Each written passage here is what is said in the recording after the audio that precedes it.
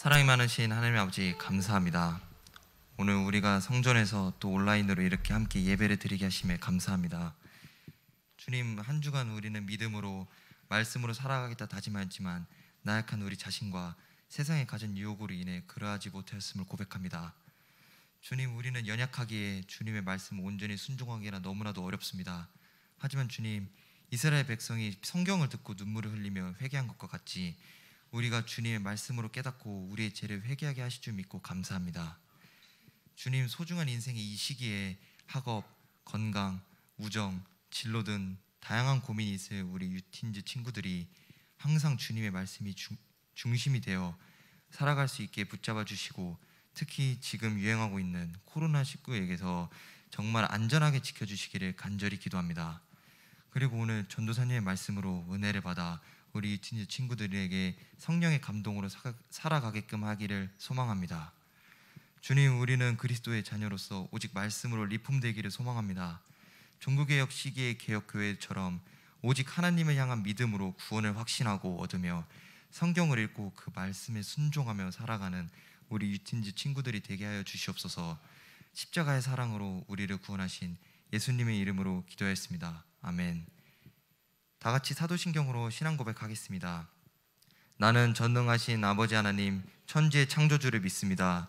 나는 그의 유일하신 아들 우리 주 예수 그리스도를 믿습니다. 그는 성령으로 잉태되어 동정녀 마리아에게서 나시고 본디오 빌라도에게 고난을 받아 십자가에 못 박혀 죽으시고 장사된 지 사흘 만에 죽은 자 가운데서 다시 살아나셨으며 하늘에 오르시어 전능하신 하나님 우편에 앉아 계시다가 거기로부터 살아있는 자와 죽은 자를 심판하러 오십니다. 나는 성령을 믿으며 거룩한 공교회와 성도의 교제와 죄를 용서받는 것과 몸의 부활과 영생을 믿습니다. 아멘.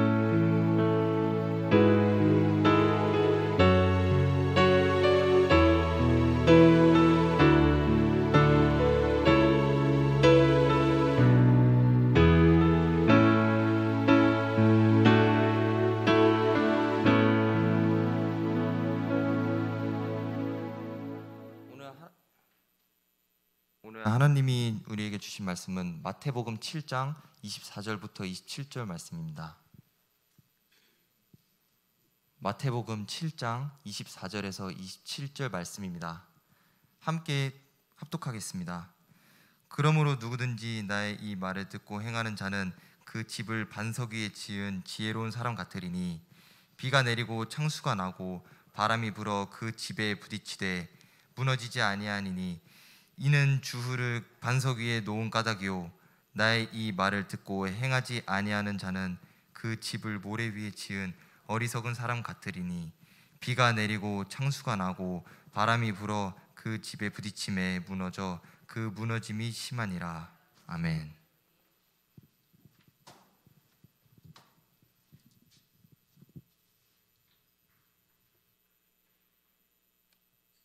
안녕하세요, 우리 친구들.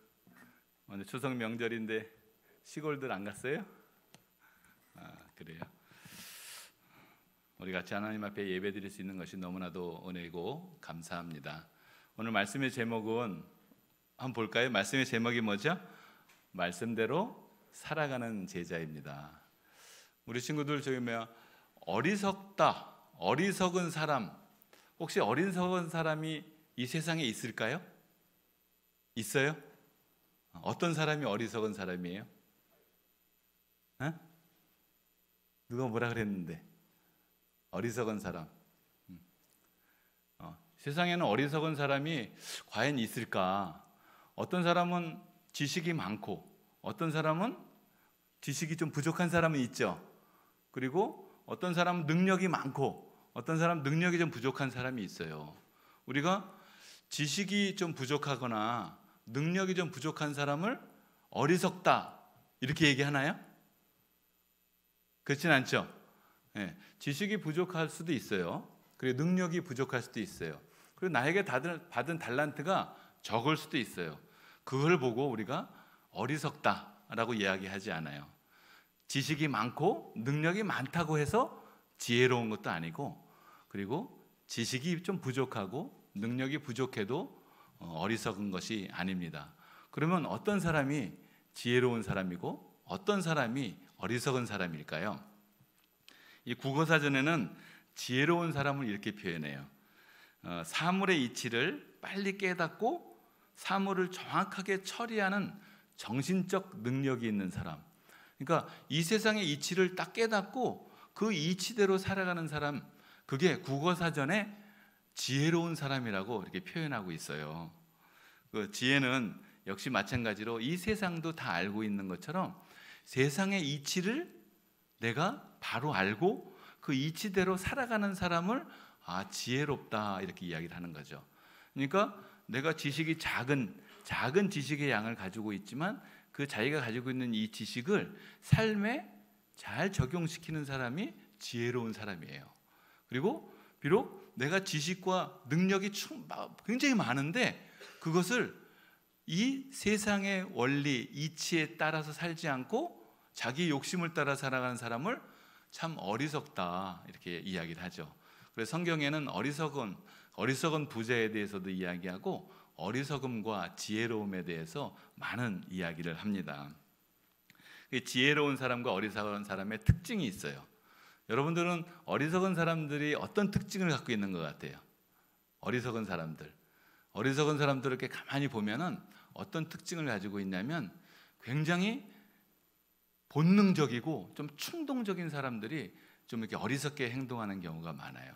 그래서 자기의 마음의 욕심과 욕망을 따라가는 사람들, 그런 사람들이 대부분 이 어리석은 사람들의 어떤 대표적인 특징을 가지고 있죠. 그리고 지혜로운 사람들은 어떤 특징이 있을까요? 지혜로운 사람들은 충동적으로 본능적으로 생각하고 행동하지 않아요. 그 사람들은 대부분 자기가 가지고 있는 지식, 그런 것들이 정말 바른 지식일까? 이것에 적용할 수 있을까?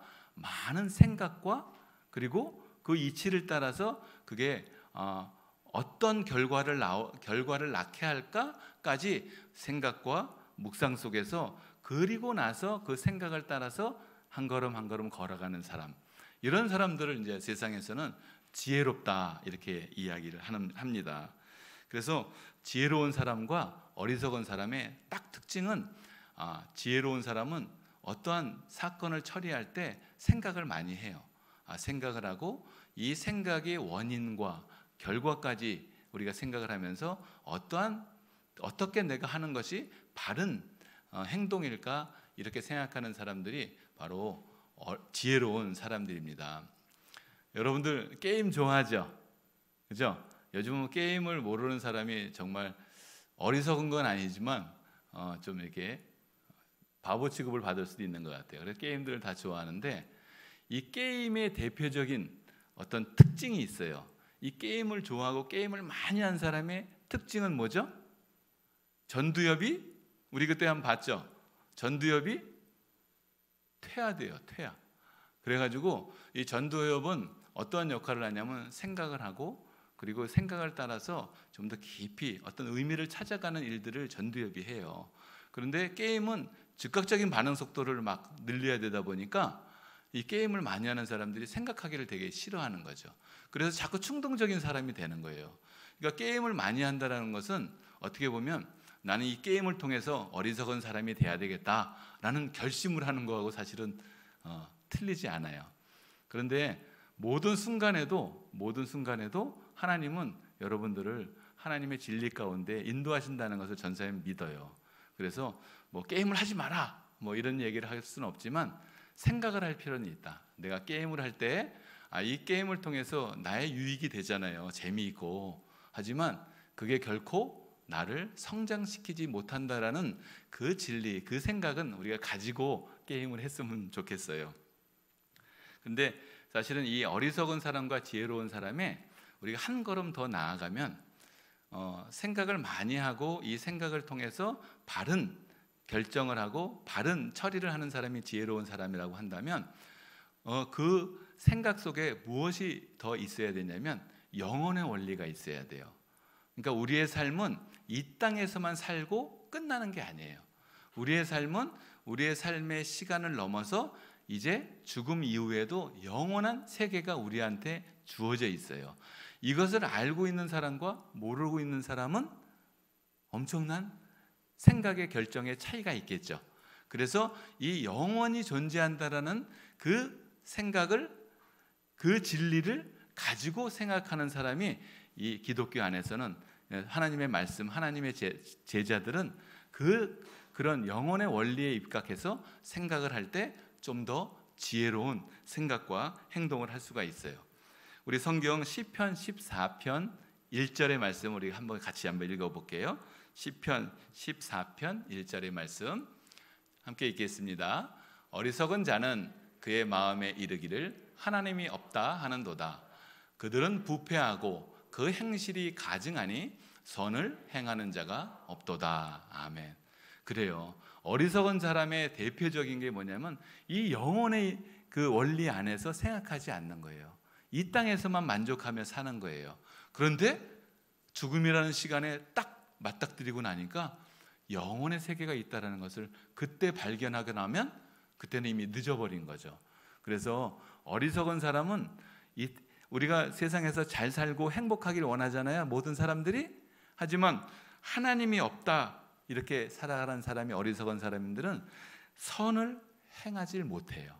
그래서 결국 영혼의 원리, 하나님은 살아계시고 하나님은 여전히 지금도 세상을 운행하신다는 그 진리를 우리가 알고 있어야 돼요.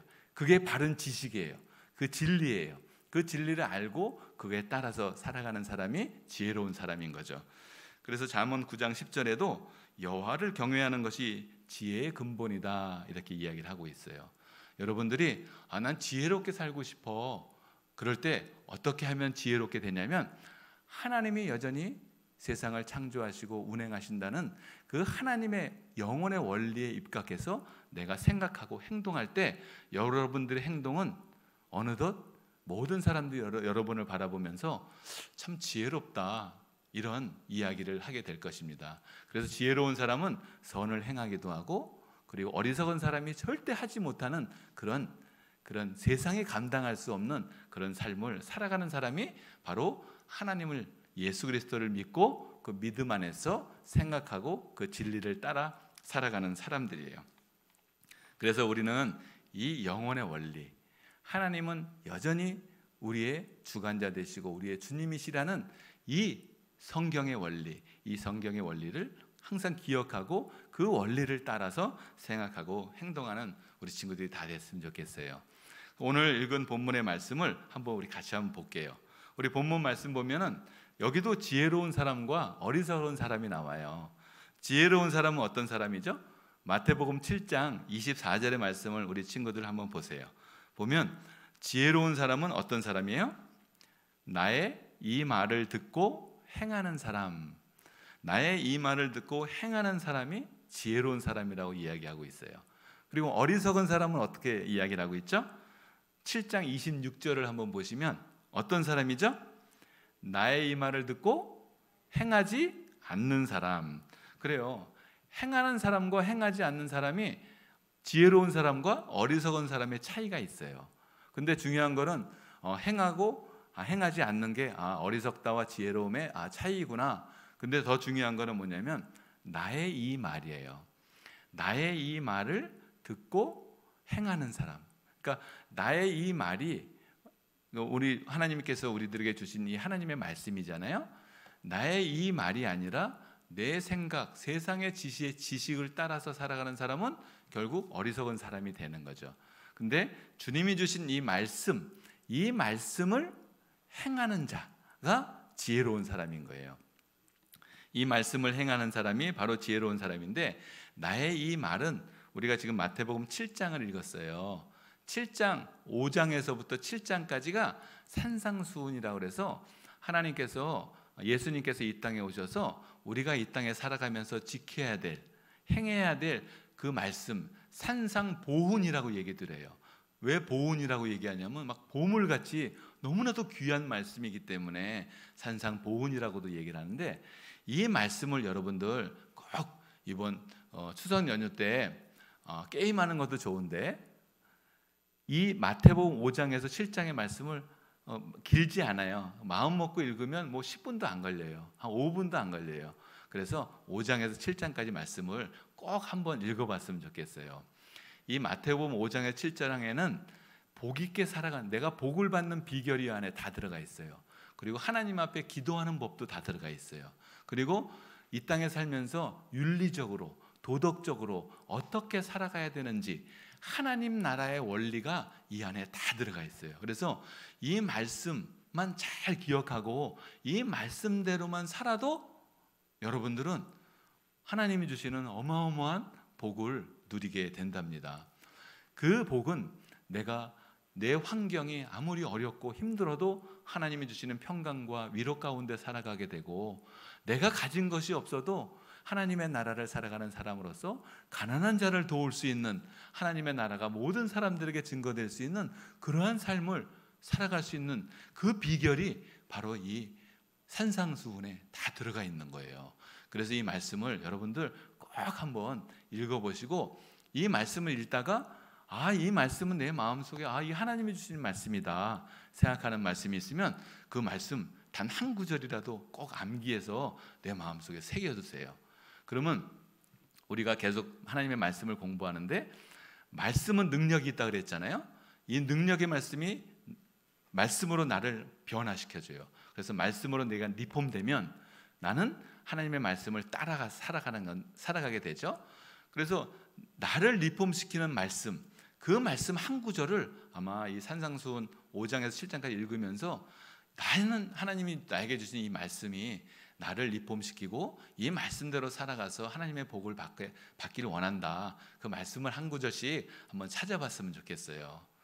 근데 이제 이 말씀대로 우리가 살아가면 하나님의 나라를 더욱더 풍성하게 살아갈 수 있답니다. 근데 이제 항상 이제 삐딱한 친구들이 있잖아요. 전사님처럼 청소년 시기에 좀 삐딱했던 사람들은 꼭 항상 이런 질문을 해요. 이 말씀을 굳이 안 지키면 어떤가? 안 지켜도 되지 않는가? 말씀을 모르고 살아가는 사람도 이 땅에 살면서 돈도 많이 벌고, 그리고 이 땅에 살면서 누구나 봐도 좀 이렇게 부러울 정도로 누리고 살아가는 사람들이 있는데, 그 사람들 하나님의 말씀 하나도 몰라요. 나도 하나님의 말씀 굳이 몰라도 그냥 잘 살 수 있을 것 같아요. 굳이 알아야 되나요? 혹시 여러분도 이렇게 질문하는 친구 있지 않아요? 없어요? 근데 전사님은 아마 있을 것 같아요. 왜냐하면 내 일주일 동안의 그 삶의 라이프를 보면 알 수 있어요. 나는 하나님의 말씀이 없어도 난 얼마든지 잘 살아갈 수 있어요 생각하는 사람은 말씀을 절대 안 보죠. 근데 하나님의 말씀이 나의 힘이고 나를 변화시키고 이 말씀만이 나를 하나님의 나라로 살아갈 수 있도록 인도한다고 생각하는 친구들은 그래도 한 구절이라도 보게 되겠죠. 그런 것처럼 하나님의 말씀은 너무나도 중요하고 우리가 꼭 보고 암기하고 마음속에 새기고 따라야 합니다. 근데 아까 질문한 것처럼 말씀을 모르고 말씀을 안 보고 살아가도 충분히 된다고 생각하는 사람들에게는 친구들한테 이 말을 하고 싶어요. 우리가 아까 본문에서 지혜로운 사람과 어리석은 사람 봤잖아요. 지혜로운 사람은 나의 이 말을 듣고 행하는 자라고 그랬어요. 그리고 어리석은 사람은 나의 이 말을 듣고 행하지 아니하는 사람이라고 그랬어요. 행하지 아니하는 사람은 어떻게 되죠? 27절에 한번 보시게 되면, 나의 이 말을 듣고 행하지 않는 사람은 비가 내리고 창수가 나고 바람이 불면 그 집이 무너지는데 그 집이 어느 정도 무너지냐면 무너짐이 심하다 이렇게 이야기를 하고 있어요. 비와 창수와 바람이 불면 내가 세운 집이 무너져 버린다라고 이야기를 하고 있는 거죠.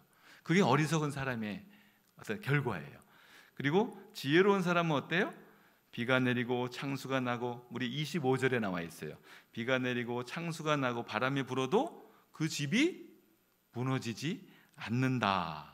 그 주초를 반석 위에 세웠기 때문이다 라고 이야기를 하는데, 이 모래 위에 지은 사람은 이렇게 자기가 세운 집이 무너져 버리는 거예요. 그러면 아까 어리석은 사람, 지혜로운 사람 이야기할 때 이 말씀을 우리가 알고 지키고 행할 때 우리는 지혜로운 사람이라고 그랬잖아요. 그런데 나는 이 말씀을 몰라도 잘 살 수 있을 것이라고 생각하는 사람들한테 이 말을 하고 싶은 거예요. 여러분들 삶 가운데 꼭 비가 내리고 창수가 나고 바람이 부는 일이 엄청나게 많이 일어나요. 심지어는 어떤 사람은 태풍이 일어나기도 하는데, 여러분들의 인생을 살아가면서 수많은 태풍을 경험하게 될 것입니다. 그래서 내가 세운 집이 그 태풍으로 인해서 무너지고, 내가 이렇게도 세워봤는데 또 무너지고, 이렇게 세웠는데 또 무너지고, 이 무너지는 경험을 많이 하면 할수록 인생의 연단을 받게 되겠죠. 근데 이 무너짐이 심하다고 이야기를 했어요. 그래서 이 세상에서 우리가 비와 창수와 바람이 없으면 좋겠지만 절대 그러질 않습니다. 심지어는 악한 마귀가 있어요. 우리가 행복하게 사는 것을 마귀는 가장 싫어해요. 그래서 하나님은 우리들에게 하나님의 나라를 살게 하시길 원하지만 마귀는 절대 그렇지 않아요. 그래서 어떠한 상황 속에서도 여러분들을 무너뜨리기 위해서 비와 창수와 바람은 불게 돼 있습니다. 그래서 이 비와 창수와 바람이 불 때 내가 세운 집이, 우리 주연이가 열심히 공부하잖아요. 미추홀고를 가고 싶어서 우리가 선생님들도 같이 계속 기도하고 있어요. 그런데 그런 소망이 비와 바람과 창수가 불어닥쳤을 때 무너지지 않는 소망 가운데 있어야 돼요. 그렇지 않다면 그 무너짐이, 나중에 나는 열심히 공부를 해서 내가 하나님의 나라에 귀하게 정말 이 땅에 살면서 잘 살아보려고 했는데 시간이 지나서 그 삶이 다 의미가 없구나, 그렇게 사는 것이 아니었는데, 그렇게 된다면 우리는 그 길을 잃어버리고 맙니다. 방황하게 돼요. 그래서 세상에 많은 사람들은 그렇게 달란트가 많음에도 불구하고 자살을 하고 삶의 허무함 속에서 자기의 생명을 마음대로 끊어버리는 그러한 최악의 상황을 선택하는 게 왜 그래요? 비와 창수와 바람이 삶 가운데 항상 있기 때문에 그렇습니다. 이러한 삶 가운데서 우리는 지혜로운 사람이 돼야 되거든요. 우리 마태복음 7장 21절의 말씀을 우리 같이 한번 읽어볼게요. 마태복음 7장 21절의 말씀을 한 목소리로 읽겠습니다. 나더러 주여 주여 하는 자마다 다 천국에 들어갈 것이 아니요 다만 하늘에 계신 내 아버지의 뜻대로 행하는 자라야 들어가리라. 아멘. 여러분들, 하나님의 뜻대로 살아가는 사람이 나중에 이 영혼의 원리 안에서 하나님의 나라에 갔을 때 주님의 기쁨을 맞이하게 됩니다. 여러분들 이 땅에서 지혜롭지 않게 어리석은 사람처럼 하나님이 없다 생각하고 말씀을 순종하지 않고 살아가다가 결국 세상에서 비와 창수와 풍파 속에서 방황하고 고통받으며 살다가 죽음이라는 시간 딱 앞에 섰을 때 내가 이렇게 살면 안 됐는데 하나님의 뜻대로 살지 못했구나 라는 생각을 그때 가서 한들 무슨 여러분들에게 유익이 있겠습니까? 여러분들, 하나님의 나라, 천국은 우리들에게 지금 이 땅에도 있지만 결국 우리들은, 모든 사람들은 이 천국을 맞이하게 됩니다. 이 죽음을 맞이하게 됩니다. 그때 우리는 하나님 앞에 하나님의 뜻대로 살았다고 하는 고백을 주님 앞에 드릴 수 있어야 돼요. 오늘의 성경은 주여 주여 하는 자마다 라고 이야기를 해요. 여러분들 예수님을 여러분들의 삶 가운데 나의 주님으로 믿고 있죠? 그렇죠? 그 믿음이 여러분들의 개념이 되어서는 안 돼요. 우리가 좀 어려운 말을 한다고 한다면 예수 그리스도를 믿는다는 것 자체가 내 교리, 지식, 그런 개념에 빠져 있으면 안 됩니다. 그건 뭐냐면 실제 삶하고 관련이 없는 거예요. 내 실제의 삶은 본질이잖아요. 사람은 먹어야 살 수 있어요. 하나님의 말씀만 있으면 나는 먹지 않아도 살 수 있어. 성경에 예수님도 마귀를 쫓을 때 그랬어. 하나님의 말씀으로 먹고 사는 것이지 육신에 먹고 사는 게 아니라고 그랬어. 그러면서 난 안 먹어도 살 수 있어. 40일을 한번 금식해 본다고 생각해 보세요. 그 사람은 죽어요. 이런 하나님의 말씀은 그저 개념에 불과하지 않습니다. 형식에 불과하지 않아요. 이 하나님의 말씀은 실제적으로 내 삶에 비와 창수와 바람이 불어도 내 집이 무너지지 않게끔 나를 굳건하게 받쳐주는 그런 반석과 같은 말씀이 이 하나님의 말씀이에요. 근데 이 하나님의 말씀이 우리의 삶 가운데서 그대로 실제적으로 현실적으로 일어난다는 것을 여러분들은 꼭 기억해야 돼요. 그래서 하나님 개념이 아니라 바로 본질이라는 것을 우리가 항상 기억해야 합니다. 여러분들 요즘에 아프가니스탄 그 이슬람에 대한 여러 가지 뉴스를 좀 접하고 있죠. 그렇죠? 이슬람 사람들도 알라를 믿어요. 하나님을 믿어요. 근데 우리가 생각하는 예수 그리스도의 아버지 하나님하고는 달라요. 완전히 다릅니다. 우리가 혹시라도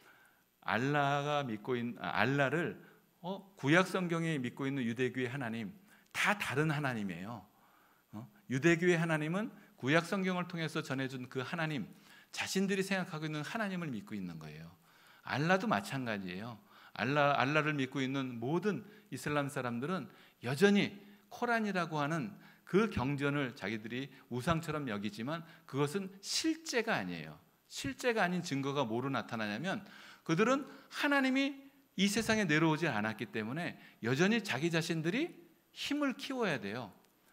이 코란이라고 하는 그 경전을 빌미로 자신들의 힘을 키워서 이 세상을 다스리고 그 힘의 나라를 키우려고 하는 게 이슬람이에요. 그렇기 때문에 그것은 그 개념을 자기의 삶 가운데 자기의 뜻대로 해석하고 만들어가는 거죠. 이것은 본질이 아닙니다. 본질은 실제가 돼야 돼요. 내가 아니라 이 세상을 창조하신 하나님이 계시다면 그 하나님이 세상을 여전히 운행하신다라는 그 실제가 우리의 삶 가운데 일어나야 되는 거예요. 그 말씀이 육신이 되어 이 땅에 임하시는 거예요. 빛이 어둠을 비춰서 세상을 밝히는 거예요. 이런 것처럼 실제적인 사건으로 일어나야 되는 거죠. 그래서 이 하나님의 말씀이 능력이 있는데 이 능력의 말씀이 나를 변화시키지만 내 삶 속에서 실제로 드러나지 않는다고 하면 그건 다 개념에 불과해요. 그래서 여러분들, 난 예수님을 믿어요. 예수님을 나의 주님으로 고백해요. 하지만 여러분들의 삶 가운데서 실제로 일어나지 않으면 그건 개념에 불과해요. 그렇다면 여러분들 죽음이라는 시간을 맞닥뜨리게 되면 여러분들의 생각과 개념은 천국에 가 있지만 실제적인 내 육체는 지옥에 가게 됩니다. 그래서 주여 주여 하는 자마다 하나님의 나라에 다 갈 수 없다고 이야기를 하는 거예요. 이 하나님을 믿고 있는 이 믿음과 신앙이 내 삶의 현실 속에서 실제로 드러나야 합니다. 그래야 사람들이 나를 보고 하나님을 볼 수 있고 사람들이 나를 보고 하나님께 영광을 돌릴 수 있어요. 그게 하나님의 나라고 실제로 우리 삶 가운데 역사하는 하나님의 능력이 되는 것이죠. 그래서 여러분들 이 마태복음 5장과 7장의 말씀을 여러분들 꼭 읽고 그 마음속에 새겨보세요. 그리고 그 말씀을 실천해 보세요. 실천하다 보면 여러분들은 이런 걸 느끼게 될 거예요. 아, 이 말씀은 내 힘으로는 할 수가 없구나라는 걸 경험하게 됩니다. 그때 여러분들이 기도하세요. 하나님, 이 말씀을 틀림없이 하나님께서 실천하라고 하시고 우리에게 주셨는데 내 힘으로는 안 돼요. 도와주세요. 그러면 하나님께서 내 안에서 역사하셔서 이 일을 이루어 가십니다. 그럴 때 하나님의 말씀이 내 삶 가운데서 실제가 된다는 것을 여러분들은 경험하게 돼요. 아, 그때 주님이 살아계셔서 이 세상을 운행하시는구나 라는 것을 경험하게 되고, 그리고 주님이 여전히 나의 주님이 되시고 나를 끝까지 지켜주시는 분이구나 라는 체험을 하게 됩니다. 우리 친구들 하나님을 만나고 싶어요. 나도 하나님을 만나서 예수님을 만나서 그리스도의 온전한 그리스도인으로 살고 싶어요. 이렇게 고백하고 기도하는 친구들 많이 있을 거예요. 여러분들에게 이야기를 하는데, 하나님은 감정의 하나님. 우리가 이제 찬양하고 막 하나님께 영광 돌린다고 하면은 그 찬양과 기도 가운데서 그 몰입돼 가지고 내가 꼭 하나님을 만난 것 같은 그런 감정과 느낌은 실제가 아닙니다. 실제가 아니에요. 그 감정과 느낌은 하나님께서 여러분들 인도하는 도입에 불과할 그러니까 여러분들 이끌어 가시는 방법이 되실 수는 있지만 그 자체가 실제는 아닙니다. 진정한 실제는 이 하나님의 말씀이 살아서 내 삶 가운데 실제적으로 드러나야지 그게 실제가 되는 거예요. 그때 하나님께서 영광을 받으시고 하나님이 세상을 주관하신다는 것을 우리는 깨닫게 됩니다. 그렇다고 감정과 느낌이 중요하지 않다는 것이 아닙니다. 감정과 느낌은 여러분들을 하나님의 나라로 이끌어가는 굉장히 중요한 거예요. 그리고 내가 하나님의 말씀을 따라 실천할 때 뭐를 느끼게 되냐면, 하나님 나와 살아계셔서 나와 함께 하신다는 더욱더 풍성한 감정, 느낌이 나에게 배가 돼요. 그래서 감정과 느낌은 내가 하나님의 나라를 살아가고 있다는 것을 증거하는 내 삶의 증거로 드러나기 때문에 굉장히 중요해요. 하지만 진리 가운데 나를 살아가게 하는 데 있어서는 감정과 느낌은 개념이 될 수 있다는 것을 여러분들 항상 기억해야 되는 것이죠. 그래서 우리가 하나님께서 그럼 이 땅에 오셔서 우리를 통해서 이루고자 하시는 그 삶은 무엇인가? 그래서 주님께서 이 세상에 오신 목적을 우리가 잘 알아야 돼요. 우리 요한복음 10장 10절의 말씀을 한번 볼게요.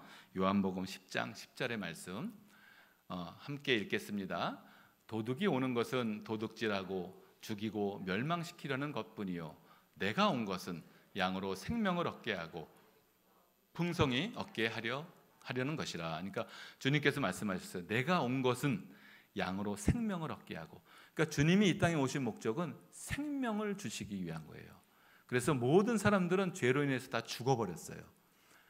죽을 것이다가 아니에요. 우리가 죽음이라는 시간 앞에서 죽을 것이다가 아니라 이미 다 죽어버렸어요. 어느 누구도 살아있는 존재가 없어요. 난 지금 현재 살아있는데요? 살아있지 않아요. 우리는 죽음의 단계를 전에 한 번도 이야기했지만 영적인 죽음과 육적인 죽음과 영원한 죽음이 있어요. 육적인 죽음만 여전히 조금 남아있을 뿐이지 영적으로 이미 다 죽어버린 존재예요. 그게 육적인 죽음을 맞이하게 되었을 때 그때 깨닫게 되고 알게 되는 것뿐이에요. 잠시 내가 육적인 죽음이 연장된, 하나님께서 인내로 우리를 살리게 하시기 위한 그 시간을 우리에게 주시기 위해서 육을 살려두신 거예요. 그래서 우리는 모든 죽었던 존재인데 하나님께서 우리를 살리시기 위해서 이 땅에 오셨다는 것을 여러분들은 꼭 기억해야 됩니다. 그럼 우리는 어떻게 살아가야 될까요? 아까 이야기한 대로 말씀을 따라서 순종하며 살아가는 것인데 좀 너무 막연해요. 그래서 우리가 구체적으로 어떻게 살아가야 되느냐, 에베소서 5장 16절의 말씀을 한번 볼게요. 에베소서 5장 16절의 말씀을 함께 읽겠습니다. 세월을 아끼라, 때가 악하니라. 아멘. 요 한 본문만 기억했으면 좋겠어요. 때가 악하니라까지는 너무 길어서 암기하기 어려우면 앞에 것만이라도 세월을 아끼라. 세월을 아끼는 거예요. 세월을 아낀다는 게 무슨 의미냐면, 세월이라는 건 뭐죠? 세월? 우리의 삶의 시간이에요. 내가 살아가는 시간이 세월이에요. 세월. 아끼라라는 것은 뭘까요? 내가 막 쓰지 않고 소중하게 보관해 두는 것이 아끼는 것이잖아요. 그죠? 근데 성경에서 이 아끼라고 하는 것은 좀 의미가 달라요. 이 아끼라고 하는 것은 속량하다, 사들이다 이런 의미를 갖고 있는데, 이걸 종합적으로 이야기하면 세월을 아끼라라고 하는 것은 내 삶의 시간을 무엇인가를 사들이는데 써라라는 거예요. 무엇인가를 사들이는데. 여러분들 열심히 공부하잖아요.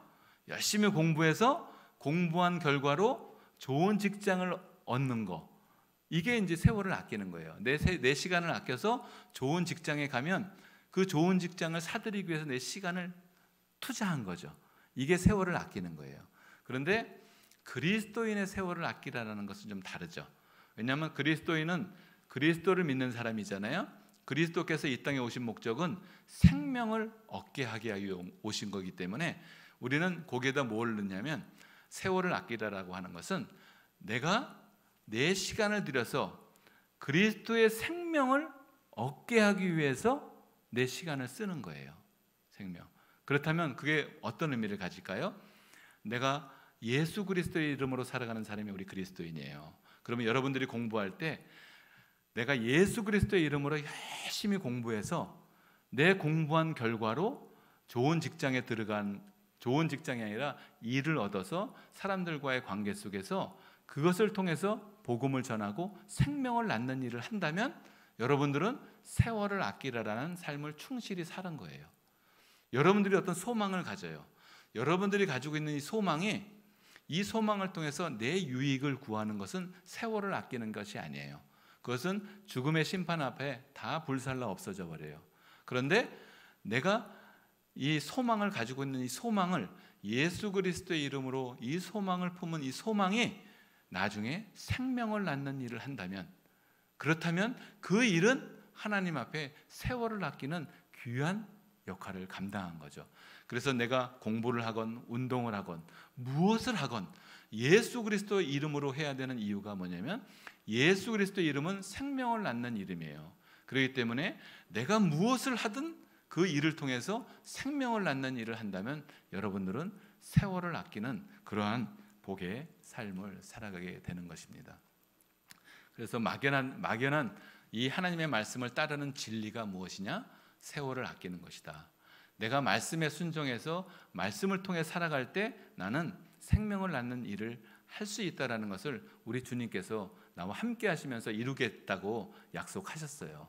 그래서 여러분들 항상 세월을 아끼는 내 삶의 시간들을 하나님 앞에 영광을 돌리기 위해서, 하나님의 나라를 이루기 위해서, 하나님의 나라를 누리며 살기 위해서 예수 그리스도의 이름으로 생각하고 그리고 예수 그리스도의 이름으로 살아가는 축복의 사람이 되길 주님의 이름으로 축복합니다. 기도하겠습니다.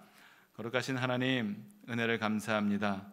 하나님, 우리 주님께서 저희들에게 귀한 생명의 말씀을 주셨습니다. 이 말씀을 저희가 마음속에 깊이 새기고 이 말씀의 능력이 우리의 삶 가운데 일어나서 30배, 60배, 100배 그 열매를 맺고 하나님 앞에 영광을 돌리는 우리의 삶이 되도록 하나님 인도하여 주시옵소서. 오직 하나님께 영광을 돌리는 우리 복된 유틴주가 되기를 주님의 이름으로 축복하며 거룩하신 예수님의 이름으로 기도하옵나이다. 아멘. 우리 이 시간 헌금하겠습니다.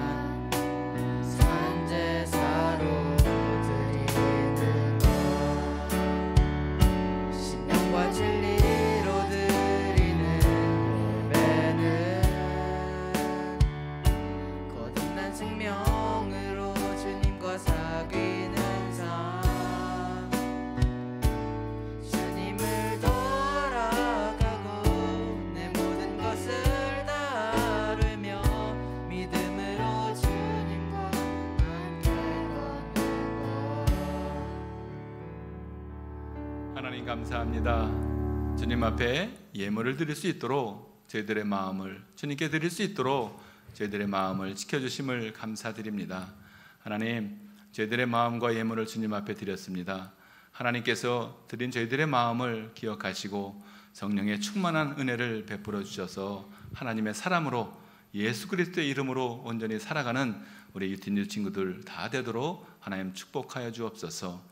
우리 유틴 친구들 한 사람 한 사람이 주님께서 선택받은 하나님의 백성임을 늘 마음속에 기억하고 이 땅에 살면서 하나님의 나라를 풍성히 누리고 모든 사람들에게 하나님의 나라를 증거하는 복된 삶을 빛의 자녀의 온전한 삶을 살아갈 수 있도록 하나님 도와주시고 함께 하실 줄 믿고 감사드리며 거룩하신 예수 그리스도의 이름으로 기도하옵나이다. 아멘. 주기도문으로 예배를 마치도록 하겠습니다. 하늘에 계신 우리 아버지, 아버지의 이름을 거룩하게 하시고 아버지의 나라가 오게 하시며 아버지의 뜻이 하늘에서와 같이 땅에서도 이루어지게 하소서. 오늘 우리에게 일용할 양식을 주시고 우리가 우리에게 잘못한 사람을 용서하여 준 것 같이 우리 죄를 용서하여 주시고 우리를 시험에 빠지지 않게 하시고 악에서 구하소서. 나라와 권능과 영광이 영원히 아버지의 것입니다.